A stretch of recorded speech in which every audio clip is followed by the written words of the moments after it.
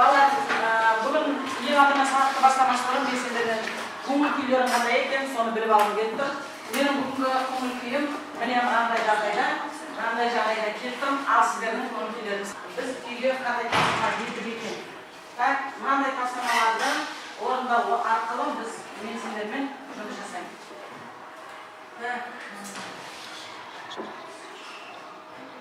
Алдымен былай істеп алайық. Үй тапсырмасын сұрамас бұрын мен сендерді алдымен топқа бөліп алайын, солай ма?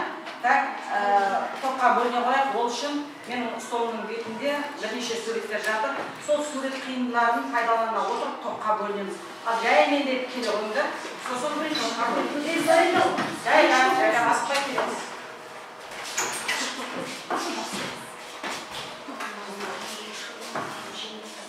Келесі, топтар келе берді. Келесі балалар келе берді. Балалар алған суреттіңдері бойынша жазылмай берді. Жарайды балалар топқа орналасты. Кім отыра ғой? Отыра ғой. Так, жарайды. Балалар бүгінгі яғни тобымыз бірінші топ. Балалар бәріміз көңілдерімізге қарай отырайық. Бірінші топ омыртқасыздар тобы. Бірінші топ. Екінші топ омыртқалылар тобы. Мінекей ортада отыр. Арғы жақ шетте отырған қосмекендер тобы. Жарайды, топқа бөліндік. Олай батын болсын, біз алдымен топ бойынша емес, жалпамай жазбаша түрде үй тапсырмасына тоқталып өтеді. Ал үй тапсырмалық бөлінуін тыныс алу. Жазам десеңіз жазбасаңыз осы жерге қарап отырып, жаңағы сөйлемді құрастыра қойыңыз. Екінші аноректі, типтері, аэробты, оттекті, тыныс алу, оттексіз организмдер. Ал тапсырма берді, ал орындайды. Бір минут есімізге түсіреміз де сөйлемімізді құрастырып ала қояйық.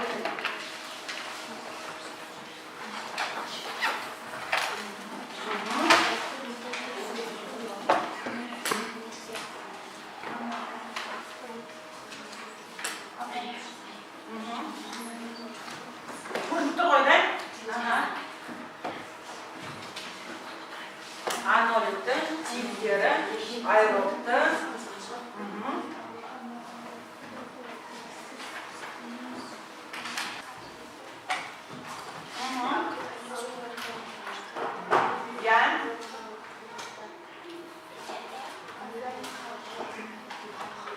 Заттар қажетті органикалық энергия тотығып бөлінуі тыныс алу.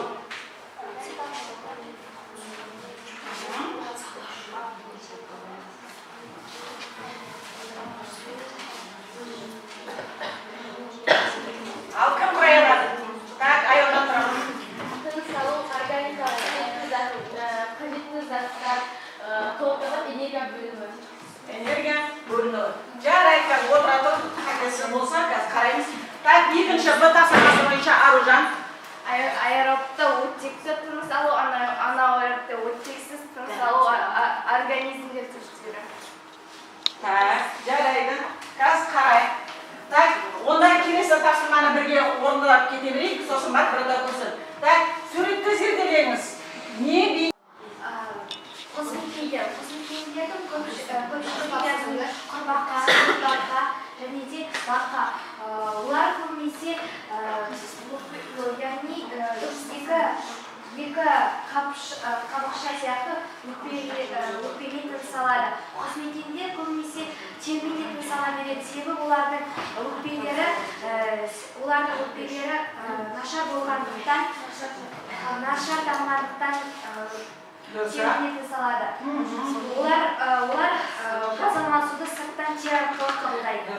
Себебі үнемі оның терісін ауыстырып дейді. Сен айтасың жарайды. Қосмекендер, яғни бақа, тыныс алған кезінде алқымы арқылы тыныс алады. Олардың алқымы төмен түскенде ауа кіреді, таңдайды жанасып, құлшаққа қарай өкпеге өтеді. Олар газ алмасады. Олар сондықтан үнемі олардың алқымы бүлкілдеп тұрады. Олар басқа жерлерде де осылай тыныс алады. жақсы. Балықтар суда да жарайды. Өте жақсы. Енді балалар қараңыз, енді бері қараймыз. Бәріміз көңіліміздегі. Енді біз жаңағы бірінші тапсырманы қорғадық. Енді қорғаған бойынша енді бағалауымыз керек. Қараңыз, басқарма әдісі арқылы бірінші топ, екінші топты бағалайды. Бағдаршам арқылы екінші топ, үшінші топты бағалайды. Басқарма арқылы үшінші топ, бірінші топты бағалайды. Ал астынарге қайсы қызыл болғанда қандай, жасыл болғанда қандай, сарғайып болғанда қандай білеміз ғой да? Так, бірінші топ, екінші топ сендерге алдарыңа тапсырма тастадым. Мәлімет қарай отырыңызды. Ойлан және жауап бер дейді. Бұл бірінші топқа берілген тапсырма. Алдарыңда тұрып өздер орындай бересіз. Содан кейін мынау екінші топқа берілген тапсырма, жамаулардың сауқышыларын сәйкестенді. Үшінші топқа сөйлемдерді толықтыр. Ал үш топ бойынша тапсырма беріліп тұрып, сол тапсырма орындайды. Балалар енді жұппен жұмыс жасаймыз. Топпен емес, жұппен жұмыс жасаймыз. Так, екеуіміз, так, саған өтістер алдына, өзім орындайды. Так, екеуіміз орындайсыңыз. Бар ма?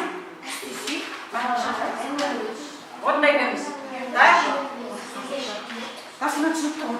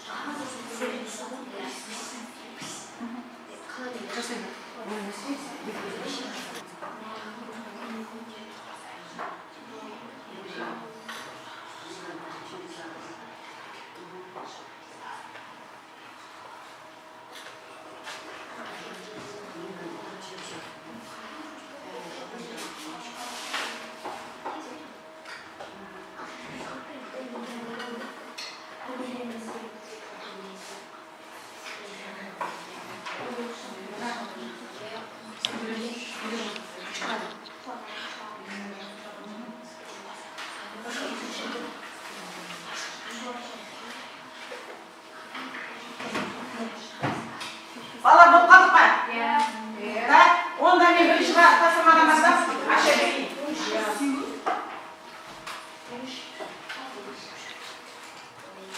Так, бірінші тапсырма бойынша қай жұп орындады екен? Так, аха.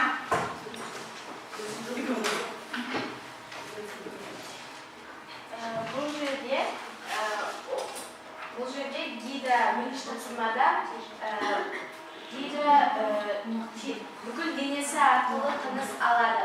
Ұлу шабаншақ қалтасы арқылы тыныс алады. Шұбалшын тері жабыны арқылы тыныс алады. Қоңыз ешкілер арқылы тыныс алады. Шаршылы өрмекші ауа қапшығы арқылы тыныс алады. Байланысты біздер енді омыртқалы және омыртқасыз жануарлардың тыныс алу мүшелерінің ерекшелігі және ұқсастығы туралы мынандай диаграммасы шығарып қойдым. Осы бойынша ойлана отырып тез ғана жауап береміз. Бұл бүкіл топқа берілген тапсырма. Так, интерактивті тақта бүгін кішкене дұрыс жасамай қалды, сондықтан қолмен жазуға тура келіп тұр. Так, ал кім жазар екен бірінші? Балалар сөйлемеген балалар шығайық. Так, кім Зарина? Ұқсастығын жаза ғой бірінші. Ұқсастығын жаза ғой.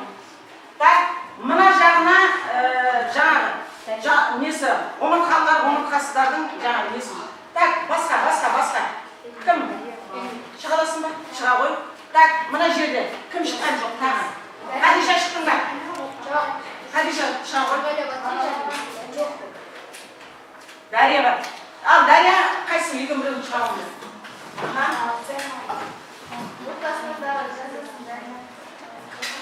Зарина оқышы. Дарияның жанында.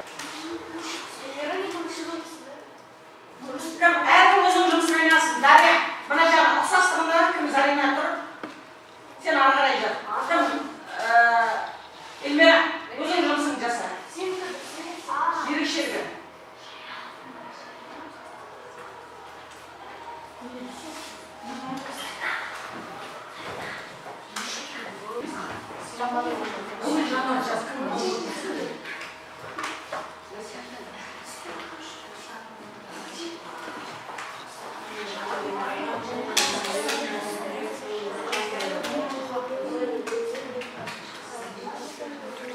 Қалған балалар қарап отырамыз.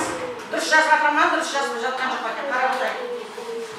Апай, Жазып болса, сосын қатесін жөндейміз да? апай, Шаян екеуі де жездесек арулар шынын алады. Енді бала Шаян деп неге жазбады? Дарияны шығарып. Кімге? Заринаға ма? Кім? Дарияға ма? Дарияға шыға ғой жақсы. Дария бірақ.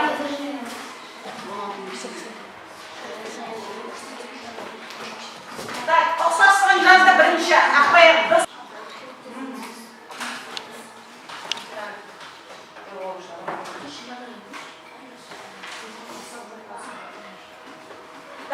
Кім әлі түсіне алмай тұр екен да, әдет деген. Әдетке көмектесіп жіберетін адам бар ма? Омыртқалы, омыртқасы өрмекші, ал жақсы.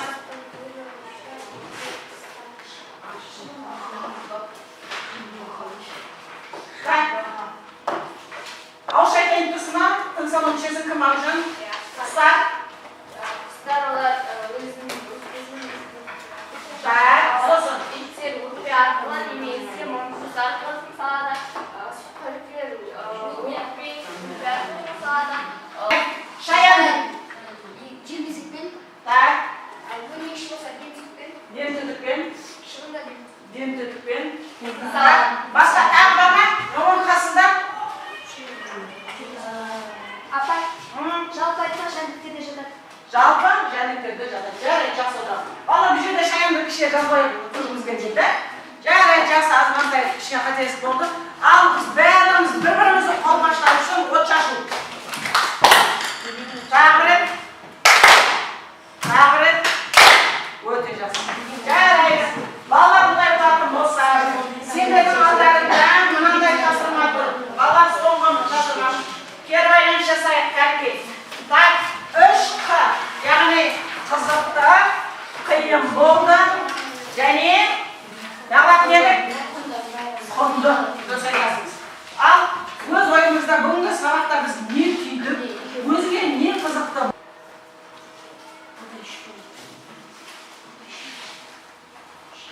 Құнды, қызық, қиын. Ал өз ойларыңызды, мә? Мұнда жас, мұнда жас. Так, өз ойларын жазып тастай қойыңдар. Атын жазып қажет жоқ балалар. Ал нағыз қажет жазып тапсаңыз жаза да беріңіз.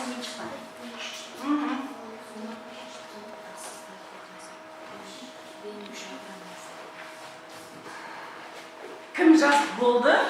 Айта береміз. Не жоқ?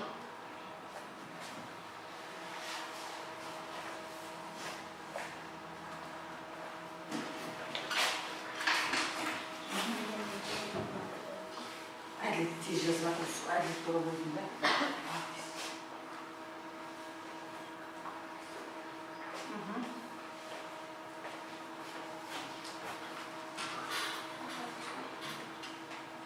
Болды ма? Ал Аружан оқи беремін. Осы тақырыпта омыртқа және омыртқасыз немесе сүтқоректілердің өмір сүретіндер орталарын, олардың тыныс алу мүшелерін қорғағанымыз құнды болды. Қызықтыса, омыртқалар мен омыртқасыздардың қосмекенділер, сүтқоректілердің тыныс алу мүшелерін білдім. Қиыны мен үшін бұл сабақта қиын болған. Өте жақсы, өте жақсы. Так, келесі тамаша. Келесі. Бар, мен өзім алып қоя алайын. Омыртқалы және омыртқасыз жануарлардың тыныс алуы туралы түгелдей мағлұмат алдық деп есептеймін. Сабаққа өте жақсы қатысыңдар, бірақ кейбір балалар сабаққа кішкене самарқау қатысқандықтан жаңағы сәйкестендірген кезде біле алмай жатырмыз, бірақ келесі сабақта одан ары қарай жетілдіреміз деп ойлаймыз, солай ма? Рахмет сабаққа жақсы қатысқандарыңыз үшін мен өз атымнан сендерге рахметімді айттым. Үйге тапсырмаға мынандай тапсырма. Жануарлардың мекені ортасы мен тыныс алу жүйесінің байланысы туралы хабарлама дайындап келеміз. Яғни шағын ғана мәтін жазып келеміз. Сонымен сабағымыз аяқталды.